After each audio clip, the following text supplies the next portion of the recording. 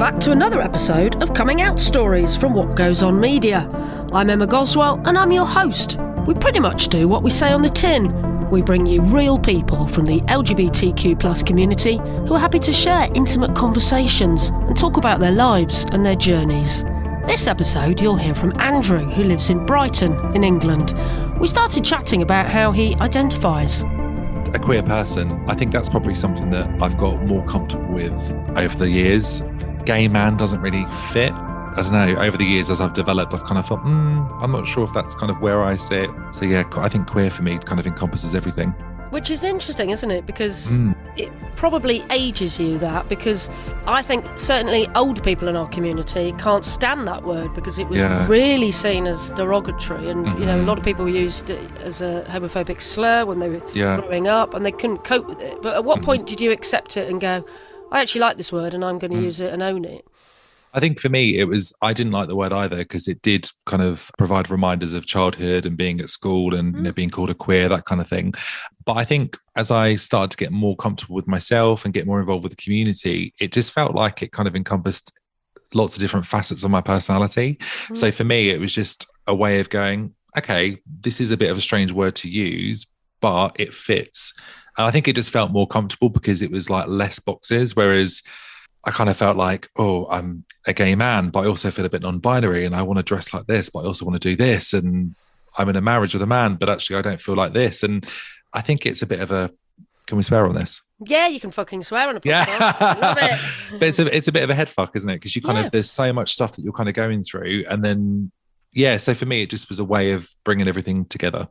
I love that. Yeah. So you are gay, but you also don't identify as being cisgendered. So it's just, you are queer. Yeah, queer. Queer in here. Queer I am. We're here, we're queer, we're not going shopping. Remember that one? Never really understood that, but anyway. All right, so let's go back a bit then. Let's rewind. Do you mind saying how old you are now? Yeah, 37. 37. Good age. Like I'm a 30s. 30s are good. Now, I know you're based in Brighton now, but did you grow up there or did you grow up somewhere else? No, I moved here 8 months ago with my husband, and before that we lived in Suffolk, so very different place to Brighton. And then we had obviously the COVID pandemic, we all went through that, and it was just after that we kind of thought, okay, what's next? What do we want to do? What's our next kind of adventure? And we decided just to kind of pack everything up and move here. And it's probably the best thing we've ever done. It's just amazing here. And is it the gay mecca that you once imagined it would be? Yeah, and more. It's just, I love the fact that we're in Hove, so we're like 3 minutes on the beach, which is amazing. And then we're 3 minutes from the high street, and I'm a 10-minute cab ride into Kemp Town, and I can go and see drag 7 nights a week, or I can go to the pub and meet different people, or I can, you walk around the city, and I've described it as being visibly invisible because I feel like I'm blending, but I'm also visible, if that makes sense. Whereas in Suffolk, I stood out like a sore thumb. It was a bit like, oh, that's the gay couple. Those two must be together. Yeah. You'd go to things where a lot of straight people were at, and it would be like, oh, those are the token gay guys that are here. And so here it's just like we are one of many, and it just feels beautiful, I love that. I've got a friend actually who lives in Brighton, and he ended up running a load of pubs there. And I said to him when he got his first pub, I said, "Is it going to be a gay pub?" And he went, "Emma, every pub in Brighton's a gay pub." It's true. We don't need to define these things. It's just for everybody. It's like it's for gay people, it's for straight people, it's for trans people, it's cisgender people. It's a pub. I generally feel safe here, actually. I think, and touch wood, I've not had a bad experience, but I don't ever think of being queer or being kind of on display. For me, it just feels like if I walk around the city, I'm surrounded by the community generally wherever I go. And it's very bohemian here as well. So everyone dresses a bit funky. Everyone's a bit out there. It's very diverse. So you've got some lovely shops in the lanes, haven't you? To get your funky clothing. Yeah, absolutely. Well, I tell you what, this is a cracking advert for Brighton, isn't it? It is. Everyone's going to be moving to Brighton after listening to this episode. I should do the Visit Brighton voiceover, shouldn't I? Visit Brighton. You totally should. They'd have to have a gay person doing that. Yeah, of course. But I mean, I live in Manchester, and I think the same could be said for both places. They are gay meccas, and people leave countryside places or smaller towns to migrate to city if they are part of the LGBT community. I think that's what happens, isn't it? And I guess that was part of your thinking, wasn't it? Yeah, and but do you know what? It's funny because we look back now, and I think we did try to live a conventional straight life, really. And not that there's anything wrong with straight lives, but it's not us. So I think we always felt a bit like a square peg in a round hole because it was like, I don't know, we lived in a very conservative place. We did the right things. We met, we bought a house, we got married, we had the sensible jobs, we socialized at dinner parties, we did all the things that our friends did. And we were always the kind of gay couple. And it was only really when we just kind of got a bit older, we were like, okay, this just feels like we're blending for the sake of blending. And actually, what about sticking out? And what about really celebrating who we are? And I don't know, just since moving here, it's just like people are reflecting you back. And it's like you get to have conversations that I couldn't have had in Suffolk, with people, just because people understand what it's like to be queer and what it's like to live your life authentically. So that's been a really special thing. Yeah, and it's tiring being around people that don't understand your journey, or it's not. This is sounding a bit ridiculous, like, oh, you can't have straight friends. I don't mean that. I just mean if you are 100% surrounded by straight people or cisgender people, they're not going to get every single reference or everything that you're going through, are they? No. I think it's that thing around if something doesn't directly impact you, you don't necessarily think about it. That could be the same for any kind of situation with diversity or intersectionality. But I think we all kind of have a duty to educate and learn if we can. I always felt like I had supportive people around me, but no one really truly understood what it was like to be us in that environment. No, I mean, did you feel comfortable to walk down the street in Suffolk holding your husband's hand? Oh God, no. We'd have a sneaky kiss in Waterstones behind the bookshelves. We'd be like at lunchtime, we're like, "Do you have a quick kiss?" Why there? Because it was like a safe haven. Waterstones is always a very calm place at lunchtime when we'd had a busy day. But no, absolutely not. We just wouldn't have done it. And we'd been in supermarkets and been called, a fag or a perf or whatever, was just getting the groceries and and it's that kind of thing where you just kind of learn to filter yourself because you think, don't stick out, don't want any trouble. Right, well, it's time to rewind probably, because this is your coming out story. So we kind of know the ending first, don't we? You are a happily married gay man living his best queer life in Brighton. But let's talk about your childhood a bit. Then where was that and how did that feel when did you discover that you might be different? So grew up in Suffolk. I think I probably always knew looking back. And it's funny because everyone says this kind of thing on the podcast, don't they? Listen to the other episodes, everyone kind of knew. But I was listening to some of them the other week, actually, and I thought, some of the stories really resonated with me. So I don't know. I was like, I didn't really have girlfriends at school. And I kind of, I don't know, I had friends that I fooled around with, when I was in my younger years, if that makes sense. Yeah. And I'm talking like 7, 8, just the inquisitive childhood stage of everyone just being like, a bit kind of naughty or whatever else. But I think even that, I kind of always knew probably from, I don't know, 7, 8, 9, that I was different. I remember actually, this really resonated with me the other day when someone said this on the podcast. I remember going swimming and we all had like communal changing rooms and stuff. And I remember thinking, oh, the boys are in here, or they're looking at me, or, and I felt like a sense of attraction to them even then. So I think it's probably always there, but it's one of those things where you kind of go, you don't really think about it because you're 7, 8, 9 years old. Yeah. You just kind of move on.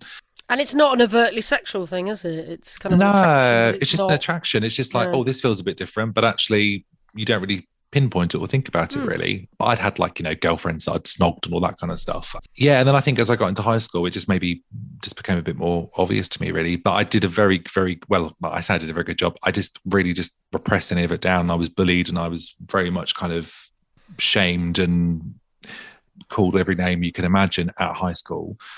And this wasn't because you'd come out; they just decided that you were gay, and they were going to That was how that's how I was treated. So I kind of grew up with that shame and fear of that whole thing before I even knew or understood myself. And that came from people that were in my kind of inner circle as well. So it was a bit of a tough time. And then I think I didn't really get comfortable with any of that until I was probably about 19. So it was quite late in the day. But again, I didn't have girlfriends. I didn't have relationships in my teenage years. I was always single and wasn't interested. And friends would say, "You never, when we go out, you never, try and pull, or you never kind of, chat people up." And I was like, "Oh, I just really like to dance." It's just hilarious, isn't it? So when they were calling you these names and presumably calling you gay and homophobic slurs, were you just denying it and just saying, "No, I'm not," or did you come out of school? No, I didn't. Oh goodness, no, I didn't. I didn't. And I think I probably then deflected in some way and wasn't a bully, but I then found people that I could take the piss out of for other reasons, so that I wasn't in the center of attention. Which I look back now and think, oh, that's really awful. But I think when you're kids, you don't really grasp what's right or wrong, or how those things can make people feel necessarily. I mean, I wasn't an unkind person or a bully, but I think it was anything I could do to almost deflect the attention away from me. And again, I remember just having that feeling of just always being aware that people were watching or talking about me and making up their mind about me before I even kind of knew what was going on. And that's not great for your mental health, is it? To constantly think people are talking about you and judging you. Yeah. And, God, I look back now as well. I had severe acne as a teenager. My skin was terrible. I was probably quite depressed. I mean, I have diagnosed OCD as well. And luckily I'm, touch wood, I'm well. I've had support in the last 12 months or so because I got a bit poorly again. But, that really was quite present through most of my childhood. And I think it's because I never really felt quite safe. I never really felt like I fitted in or felt like I belonged in so many situations. So I think I was always on hyper alert, almost checking myself and making sure that I didn't do something wrong or put a foot out of place or, could be accepted by people. And I think that probably, when I look back now, links heavily to the feeling of always feeling like I didn't belong or was made to feel like I was wrong in some kind of way, shame. And I definitely think I carried that through with my adult years until probably my early 30s, because it was just something that I didn't really know was there until I really knew it was there, if that makes sense. Yeah, I was wondering if you were going to mention the shame word, because, so often we get asked, why do we need pride? And I keep trying to explain this to straight people and on various radio stations and outlets. We need pride because so many of us have felt this shame for who we are. Yeah. Like, we have to go and stand on the streets and be proud of who we are, because pretty much all of us have gone through those, even if it's just a short period of time, of feeling that we're wrong and that we are something to be ashamed of. And it's crazy to look back now and think that we all went through that, isn't it? Yeah, and I think, shame has probably been one of the most kind of poisonous things that has affected most of my life, I think. If I look back now, it's been an issue for my mental health. I've doubted myself in so many ways in life. It's affected my relationship at times. It's affected the way I perceive myself. It's affected how I fit in society, or, even things like when I first started working in an office and going to work, I was almost afraid of the men in the office, because I would go into the office where we'd made tea and coffee, and if there was a group of guys there, I would walk around the opposite way so I could avoid going into the group of guys, because for me, it was like that intimidation or fear of, they know something about me. They're going to judge me. It's a shame thing. And it's because you grow up feeling that you're less than or you're wrong in some way for just being who you are. When I started to realize that, I was like, no, I will, I will walk down that, corridor, and I will get my coffee. But it took time, and I'm more comfortable now. But there was a lot of years where I just walked with my head down and didn't feel that great about myself, because I think of all of that was kind of a factor, It's such a sad and common story, unfortunately. Yeah, it really is. So when did you get to the stage where you thought, okay, I'm gay and I'm also going to do something about it and possibly chat somebody up or go on the pull or tell someone? So I started working at a company, and we had this quiz night on a Wednesday, and there was a group of us used to work until about 8 o'clock at night, and then we'd go to the quiz, and it was always really good fun. And there was a guy that used to go there, and I just felt this pull towards him, and I didn't know he was gay, but there was an attraction, or like an instant kind of, there was just something there. I just sensed something was kind of there. We ended up being friends. We never had a relationship. I think at one point I did fall for him, but I think it was more infatuation or the desire to be loved, or the desire to kind of come out and know who I was as such. But we were always just friends. But I think when that kind of happened, it kind of opened the door for me to go, okay, maybe this is who I am. And actually it's about accepting it and living a free life. And then I moved out of home and rented a room from someone. And again, all of those kind of steps gave me the courage to kind of go, okay, maybe I could live my own life here, my own path as such. And then, just kind of, had a relationship in inverted commas. It's not really, it wasn't a relationship, but, a fling. Had a fling, nothing to write home about, but I had a fling. And I think it just kind of, when I did that, I then started telling friends and just saying, actually, I think, this is who I am. And although I knew it was who I was, I think it just almost outwardly saying it and being comfortable with it was another thing. And how old were you at this stage then before? 19. Oh, you were 19? 19 at that point, yeah. And then my friend said to me, you're telling a few people, you probably need to tell your family in case they find out through someone else. And so then I had roast pork at my mum's on a Sunday. I remember it so well. And my dad went into the lounge and watched the football. My mum was at the table reading the newspapers. And I remember just kind of saying it and just saying, I've got something to tell you, and, coming out and saying it. And you found the words. You found the words to say, Mum, I'm gay. Yeah, but then I really oddly, I burst out crying, and I didn't expect that to happen. Maybe it was a build up of something that was coming out. Well, how did she react? She probably won't listen to this, so I can be honest. It's fine. I think, to be honest, I mean, we have a good relationship now in the sense that, she loves my husband, she loves me, and, she accepts who we are. But I think at the time, it was very much about her and other people's opinions. No, I'm not saying this to hurt her or hurt anyone else, but I think it's just the truth and it's the reality. And I think this is what a lot of queer people go through. And this is something that I think we should speak about more, is that when you come out, people automatically think you're free, but actually you're not always, because the people around you, they have their own opinions on the situation. They have their own thoughts and fears. My mum is from a generation where in the 80s and 90s, she was reading, red top newspapers, reading about the AIDS and HIV epidemic, believing all the propaganda out there as fact. One of the first things she said to me was, I'm really worried you're going to be lonely. I'm worried you're going to get ill. And obviously referring back to that time. And there was no real conversation about how are you, or how do you feel, or what does this mean to you? It was just very much denial. And then almost in some kind of way, I was made to feel bad about it, because I don't think she really knew how to deal with it. So I felt like I was tiptoeing and walking on eggshells for such a long time until she could finally accept me. And I don't know if many other people have that experience as well, but I think I felt like I was more worried about her feelings than my own. And actually at that time, it should have been very much about, wow, this is a really big thing.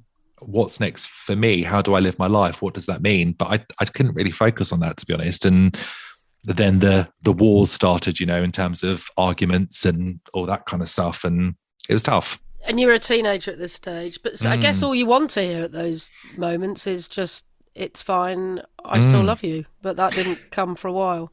Yeah, definitely. And I think, when I met Theo when I was 21, so we've been together 17 years this year. So we've had a long-term relationship. Wow. And I know. Yeah, we've been married for 12. And, so I think that she has obviously seen us settled, and I don't think she likes the fact we've moved away to Brighton, because we're not there, but that's just families wanting everyone to be around. Yeah. That's by the by, it's great for us. But she loves Theo. She thinks a lot of him, and I think she really loves our relationship, and she respects it.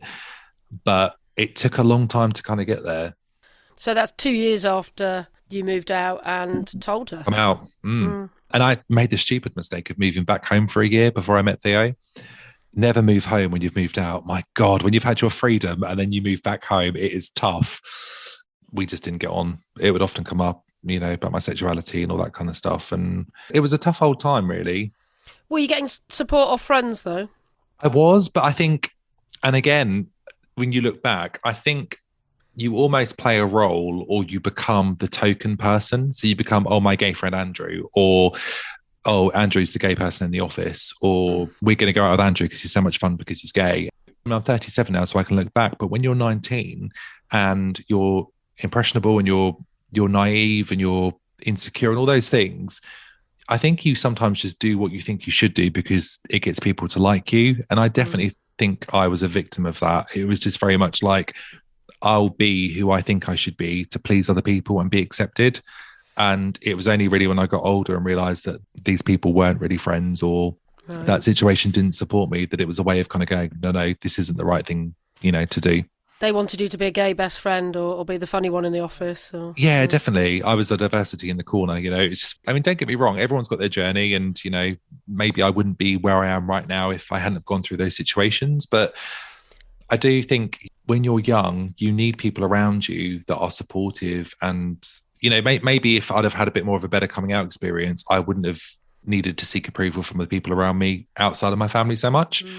But then, even the person that I really liked, I remember him talking about how he was straight acting, and it was almost like this kind of like the shaming coming from inside the community as well. It was about like, you had to be straight acting. People weren't camp. If you were camp, you were seen less as. And I don't know, because I was so young and so naive, I believed that stuff. I was 19 and I was like, oh right, that's how things are. That's how the community works. And it was only when I then started to find my own way that I realised, well, that's all just a load of bullshit, and quite honestly, disrespectful and discriminatory and hideous. Yeah, there's a place for all of us, camp or not camp. Yeah, absolutely. And I feel the queerest I've ever felt, and I fucking love it. I wouldn't be anyone else. But it's like when you're 19, you're influenced, aren't you? You're young. You are. So you haven't mentioned your dad yet. Was that difficult? He was, no, do you know, it's really funny actually, because I thought he'd be the one who would be difficult, but he didn't really say anything, and he was okay. But I don't know if it was one of those situations where he just didn't really think about it. I don't really know. So no, my mum kind of did the busybodying for everyone. And did you have any brothers or sisters?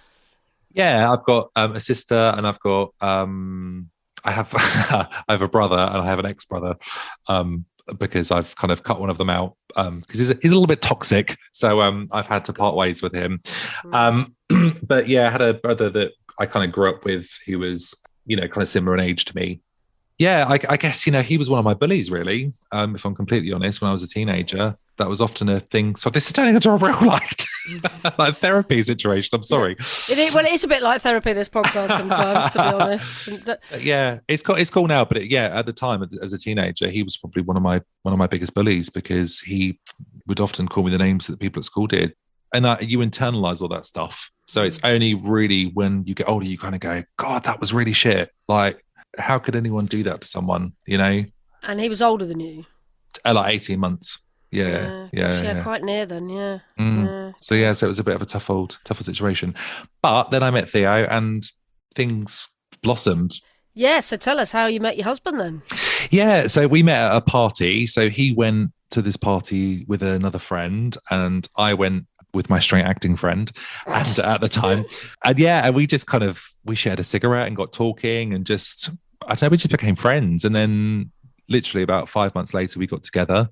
5 months later, we moved in together, and then 5 years later, we got married. And it just kind of all worked out well. And it's not always been easy. It's when you grow up together and you kind of you're 21 and 23 and you become 40 and 37, you've developed a lot during that time. And even recently, we've had a few ups and downs, and so much change has kind of happened. Recently with moving here and kind of with life generally. But I have to say, it is a foundation of everything good in my life. Like we are best friends, and we love and laugh loads. And it's just, I think you have to really like each other to have a successful relationship. But that's very telling that you were friends first. So that's the most solid foundation of any relationship, isn't it? You've got to be friends first. Definitely. The lovers bit comes and goes fairly. It can come and go quite quickly, can't it? But absolutely, friendships always last longer, don't they? It's like, can you tell someone everything, and can you feel comfortable with their silence, or just feel that you've got support there? It's all those foundational things which just I think mean a lot in a relationship. So no, I'm very lucky indeed. And tell us about your wedding day. What was it like? God, it's 12 years ago now. So it was it's funny, isn't it? We looked back at the pictures recently, and I was like, we wouldn't wear that again. Grey suit. It was a bit random, but it was nice. We got married in Dedham in Essex, and a really nice little venue by the river. And we had like a civil ceremony at because you couldn't do proper weddings then. It was for partnerships. I was going to say, we didn't have them 12 years ago, did we? No. No, so we converted that back in 2014, I think. Yeah, so we did the ceremony and we just had like 40 friends and family around us. And it was a really chilled like hotel. So people were sitting on armchairs and by the fireplace. And it was all very lovely in like a June day. And then then we had like a really nice meal and pictures and pims and just a really small intimate day and everyone just kind of coming together. It was really lovely, really, really nice. I think one of the things I was most nervous about was things like the vows and actually standing there and doing all of that, but actually it was one of the best things about it actually. So it was a really nice moment. Oh, so you totally got your happy ever ending then, didn't you, after all of that upset and shame earlier on in your life? So we've talked a lot about your sexuality, but we haven't talked a lot about your gender identity because, as soon as I logged on to this call, you were identifying as they, them. What does that mean for you? So I think for me, they, them is something that I'm probably really trying to get comfortable with now. If someone says he, him, pronouns are really important, but if someone says that, I'm not really offended by it because actually I've been he, him for 30 odd years.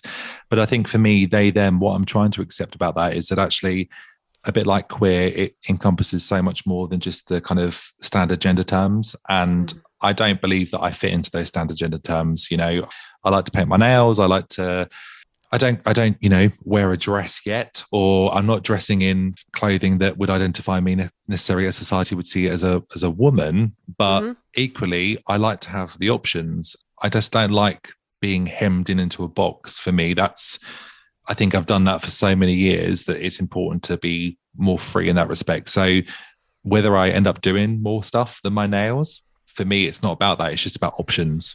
And, my nails were a really big thing for me because when I was a kid, all my friends were girls and they all had their nails painted. And I remember painting my nails with felt tip to color them in. And I was told, no, boys don't paint their nails. So I had to wash it off and stuff like that. And it took me probably, even last year in lockdown, I decided that I'd been talking about this for years. And Theo said, why don't you just go and paint your nails? You want to do it.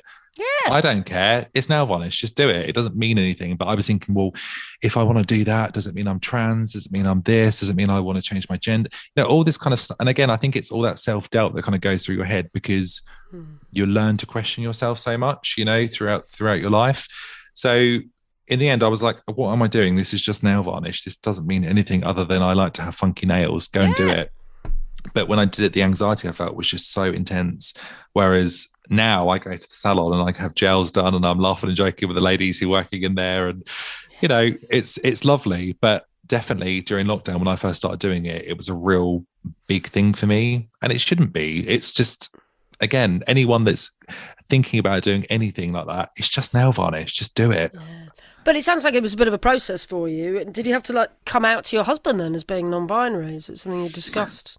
No, I think we've always just had a really open relationship where we've talked about that stuff quite honestly and openly. So for me, it was never really an issue or like a coming out, but I think it was a natural progression of conversation. So it was just like, I think I'm feeling this way. I think my feelings are a bit here now. I think this is what the natural thing was. But having said that, there probably was times where, there was anxiety around that because I didn't quite know how to process my feelings as well. But the great thing about our relationship is that we always talk and we communicate really well. So it was like, actually, he kind of feels the same as well. We both don't fit into the boxes that society has created and don't really believe in them, So we don't believe in them because actually everyone's so multifaceted. Why could you just fit in one box or the other? It's crazy. And has other people in your life respected your pronouns and used they, them? Yeah, I definitely see it like in some situations. And actually, yes, friends locally here do. I think no one's really mentioned it from back home or no one's really talked about it, but then I've not made a big thing of it either. I've not kind of said, oh, you now need to call me. I think for me personally, it's probably more about self-acceptance than being accepted by others at this point. Yeah. So I'm not diminishing the importance of pronouns because they are so important, but for me, I think it was more just, I feel comfortable like this and I don't need to explain it. And actually, if people use it, hopefully they will. But if they don't, I know how I feel. And actually, I'm going to have my own back. Whereas maybe 20 years ago, I probably wouldn't have been able to feel that way. So it's a natural progression. And it's all very individual, isn't it? All of these things, really. So as long as you are happy, that is the main person. Absolutely. Absolutely. I just think we're also individual and different and be a bit boring if we're all the same, wouldn't it? It's just live and let live. Amen to that. Yes. You have been on journey, undoubtedly, haven't you? And learnt a lot of lessons along the way. What would your advice be to other young people who are maybe 18, 19 like you were and really in that tough place, where you were struggling and getting bullied and not accepting yourself and trying to be a fake version of yourself? I think surround yourself with good people that are not yes people or, people that tell you what you want to hear, people that are genuine, authentic, and have your back and have your good interests, or have your interests in a good place. And I think one of the things I didn't do until much later in life was ask for help. And I think if you're struggling and you feel that your mental health is declining, or you feel that you just need support to talk to someone impartially or just get some help, just pick up the phone to one of the helplines that are out there or see your GP. There is no shame in supporting yourself and making yourself well. And I think sometimes we leave these things far too late. And, there's evidence, isn't there, to suggest that people who are queer are more likely to, have mental health conditions and attempted suicide and all that kind of stuff. And it's like, we've got to look after ourselves and get the right support. So I think get support and good people around you. And if there's naysayers or people that aren't really doing you any good, as hard as it is, try and move away from them, because your time is precious. Definitely. Exactly. We're not here for long, are we? No. And move to Brighton. Yes, move to Brighton. Come into this amazing place. It is just beautiful. And you're so out and proud and happy and love talking. You've started your own gay podcast as well. I mean, yes. I shouldn't really publicise, the competition, but I think your podcast is very different to ours, isn't it? So just tell people quickly a little bit about it. Yeah, so when I first moved here, one of the things that really I loved the most was just the conversations I was having in the pubs and cafes with people, just about queer life, queer history, different artists, that kind of stuff that I was speaking to. And we have a real kind of great artist scene here in terms of drag acts. Everyone's always doing something. You've got authors and photographers and voiceover people, and everyone's like, oh yeah, I'm just doing this on the side as well as my full-time job. And it's just, it's just wonderful to see. So because I love those conversations, I just thought, well, I wonder if I could put those into a podcast and talk about the love of the city, but also talk about people's experiences and their artistry. Because, sometimes you go to the pub and you see a drag queen performing, or you see someone doing something on the stage and you don't know the backstory or what's gone into that act or that art. Yeah. And that's what really interested me. So it's called Queer I Am, and it's available on all streaming platforms, and we're celebrating local artists in Brighton and Hove. So I think it's a really interesting podcast, and I'm very proud of the work as well. Oh, fantastic. Well, as it's an LGBT one, and as you're so lovely, I think it's fair enough for you to do that. Fair enough for you to do that little plug at the end. I hope you get loads of listeners from here as well. Yeah, thank you. And thank you so much for having me on as well. It's just really lovely to speak with you and talk about my coming out story. And I've loved the book as well, by the way. It's been great. Available in all good bookstores. Absolutely. Oh, there's plug on this podcast today, yeah, isn't it? you have to. Oh, God. You do have to, don't you?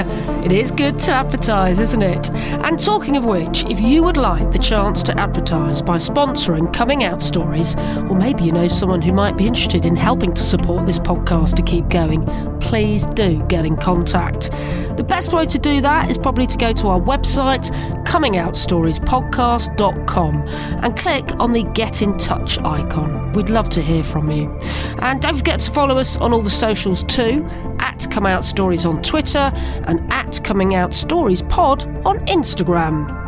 A big thank you to Brighton's latest ambassador, Andrew Flewitt. He does love Brighton, doesn't he? And please do go and check out his podcast too. It's called Queer I Am, and there are plenty of episodes to listen back to. Do not miss the next episode, though, because you will meet Yo-Yo, a lesbian from Malaysia where it's illegal to be gay. She very nearly got caught and could have been in serious trouble when a love letter to her girlfriend was found and opened. Because we're queer, we're smart, right? Yeah. We turn all the letters to codes. So we wrote each other letters in codes. This is like Anne Lister's diaries from the 18th century. So, for example, an E is envelope, right? So we have like a simple icon like an envelope, an umbrella, U. So we just have a simple icon of umbrella. I still keep that letters, not because I reminisce, my love for her or whatever, but how difficult it was and how smart I think we were trying to talk to each other,